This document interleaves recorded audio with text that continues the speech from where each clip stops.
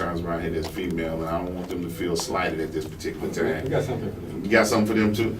All right, now Al, bring it on, man. Advocate, speaker on cancer and recovery and all of those kind of things.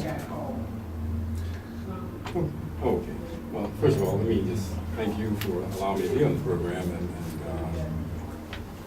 the opportunity to be here to share this and some of the information that I'll be sharing with some brothers and the sisters. And, you're saying that you had the female interns in the studio, and one of the things that I'm dealing with right now, if you check back through the statistics on prostate cancer, and we'll talk about that too, I just want to just jump the gun to the statistics show that men who survive prostate cancer are men who have a woman in their life that loves them, whether it's a wife or a mother or a girlfriend or whatever. With black men being the highest risk for prostate cancer in the entire world, not just in Chicago or in New York or the United States, but out of all the men in the world, black men are the highest risk for prostate cancer.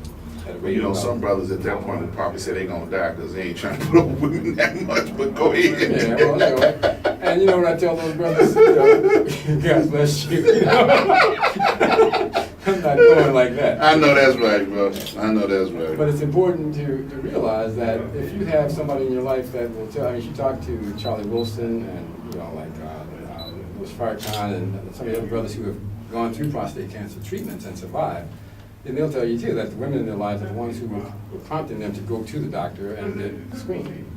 But for the most part, brothers, you know, we have a tendency to deal with having an issue with the digital rectal exam, which is the traditional method for examining the prostate. And yeah, we talked about it on the show quite a bit, you know. Yeah. You know, go ahead. And you know, and it's like, okay, well, I ask the brothers, there's nothing sexy about the doctor inserting his finger in your rectum. You know, Not at all. It's about 5 seconds, and if that's all it takes for you to find out if you're healthy, then I suggest you take the doctor's finger and stick it in your own rectum, because it's that important. But it's up to you. You know, my whole theory is if you really truly love yourself like you pretend and like you say, then you'll start treating yourself and stop cheating yourself. But we get caught up in a lot of isms and we use fancy words and we say things that sound good. Mm-hmm. But at the end of the day, you know, when that doctor comes to you and says, Ron Ford, I've got some good news and some bad news. Okay. Bad news is that you have prostate cancer. Okay. And you better hope that his good news is that it's early stage. Okay. You know, I just lost a friend a few weeks ago. I'm sure your listening audience is very familiar with Paul Davis. Yeah, Paul, yeah.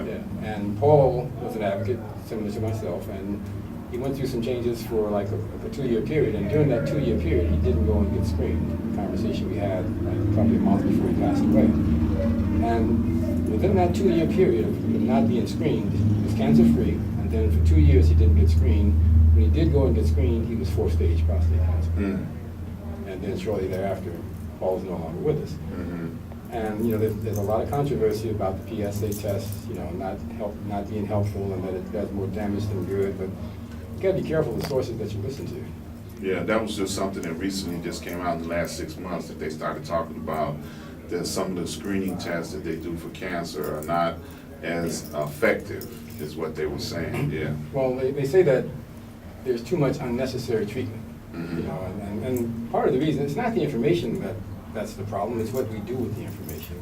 When you're diagnosed with cancer of any kind, I mean, I lost my father with cancer on the lymph nodes, I lost my mother with cervical cancer, and then I lost my sister from cancer. So when you hear cancer in the black community, normally it's like the big C. You know, the first thing that comes to your mind is death. Mm-hmm. And so then the panic comes in. I think when Les Brown said, when the doctor told me he had prostate cancer, if he didn't do something about it, it could kill him, he said, do what you gotta do. Mm-hmm. I had a different approach. It's like, okay, well, this cancer that you say is early stage and you can catch it in me, then if you fix it, how will that affect the rest of my body? Mm-hmm. And he was telling me that the best thing for me was a radical prostatectomy, just cut the cancer out. And I said, okay, well, that's cool, but how will that affect the rest of my body? Mm-hmm. And he said, the main thing is to get the cancer. And I said, no, it's not the main thing. You know, life is important to us, but the quality of our life has to be equally as important. Yes. So slowed the doctor down and went home and did my own research. Mm-hmm. And from that research, I found proton beam radiation therapy, which is the cutting edge prostate cancer treatment in America right now. What's it called? It's called proton beam radiation therapy. Okay. And it's less than 20 years old, so they say it's not the gold standard. But I didn't need the gold standard. I explained to the doctor that the horse and buggy used to be the gold standard, and the U.S. mail used to be the gold standard. So maybe I'll try this new treatment and I'll become the poster child for whether or not it works or not. But I was, Okay. was game for it. It's been 3 years in May, and as you said, I posted my new test because it's kind of like there were people that went along my journey with me, and I felt like I should let them know how I'm progressing. And my test score was 0.5. The average test score for prostate specific antigen, which is the fluid that's generated by the prostate, should be between 0 and 4. So for mine to be 0.5, it's way better than even I expected it to be. Right. Now, the test you're talking about was the one that's still in question, the PSA. The PSA, the very same test that they're saying you shouldn't take. But my question is, if you don't know you have cancer until it's 4th stage, then why shouldn't you take this test? And again, I don't think it's the test itself that does the damage, it's what you do with the information once you have it. Because a PSA test, for those that don't know, is just simply a blood draw. Yeah, it didn't replace fully the DRE, but it's the latest test that's used to determine, and it doesn't determine the cancer. The PSA, the prostate-specific antigen, is the fluid that's generated through the prostate that helps to create the semen. So when you take the blood test and your PSA is high, my PSA was 13.9 when I had it taken. And it's so funny because when the doctor told me, he said, well, you need to have a biopsy because your PSA was high, and that could be an indicator that there's something wrong. Right, and that was the next level of diagnosis. Once the PSA determined that you have certain enzymes in your blood, then you need to go to the next level, which would be a biopsy. The only way to determine would be a biopsy because benign prostatic hyperplasia, which is commonly referred to as enlarged prostate, that carries the same, some of the same symptoms as prostate cancer. It can give you a high reading. Okay.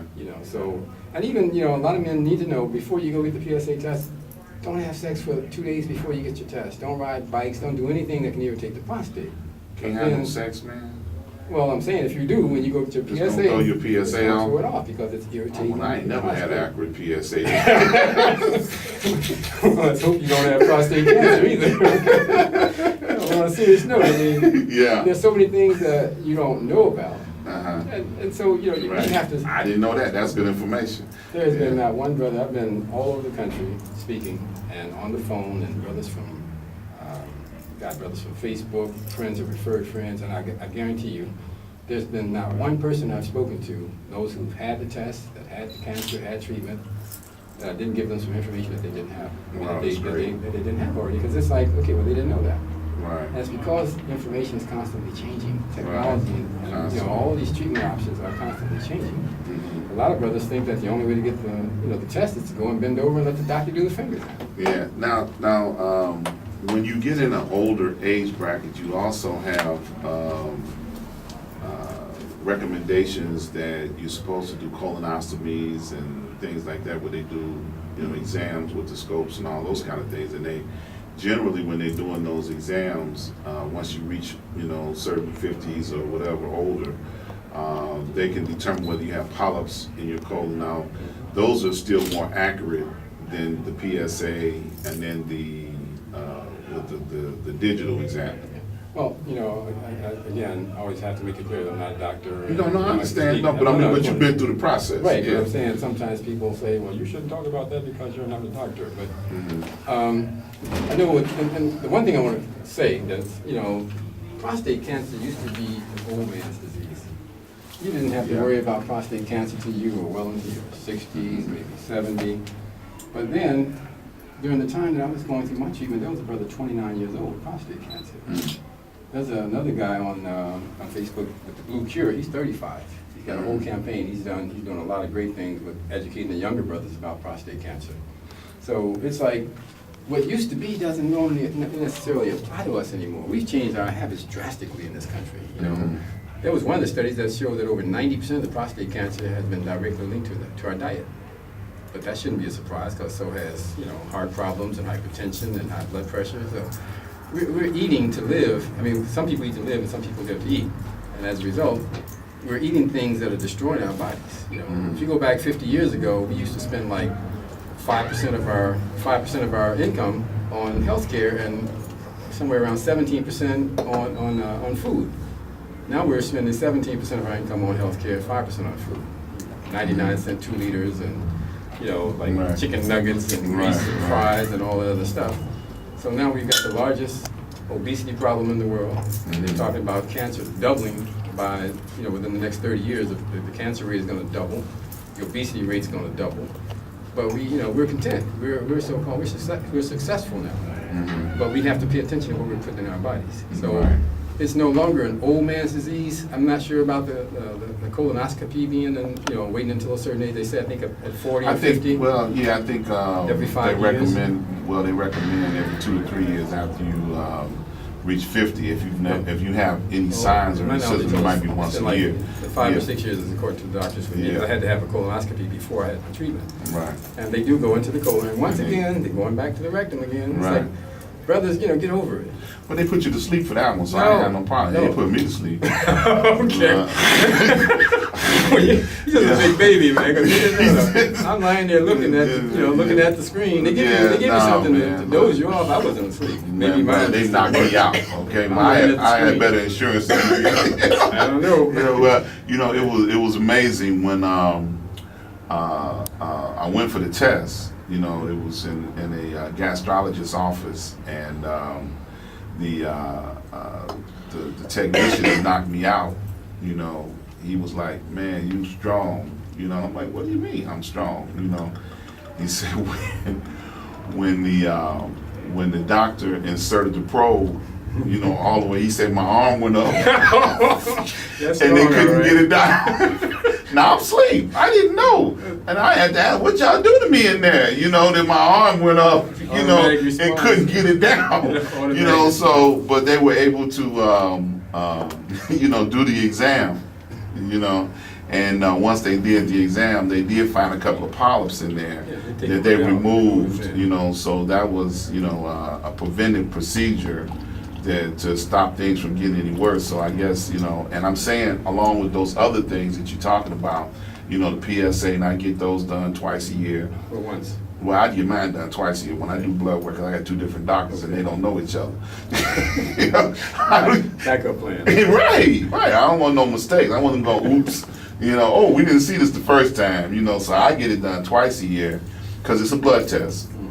When they do the blood test, then I get the results and they say my numbers are good, and as long as the numbers are good on that, then I can avoid the Vaseline up the behind thing, because I ain't, they say. Like I said, there's nothing sexy about it. No. And it's only like a 5-second exam. All they're doing is checking I don't know, around. my mind must not be doing it because he be looking like he lost his car keys or something up there. I don't know what his problem As long as he is. doesn't have both his hands on your shoulders while he's doing the exam. No, I ain't got that kind of doctor. I'm just saying. But and I remember, you and I was talking, and I don't know if you want me to say this in the public or not, You got a but 5-second delay on this thing. no, we got to, But you was talking about how instrumental that it is to have the females a part of this process. Oh yeah. To encourage men to go in there and have some man stick his hand up your. So if she's standing there holding your hand while this is going on, it might soothe the transaction. We got to go to break.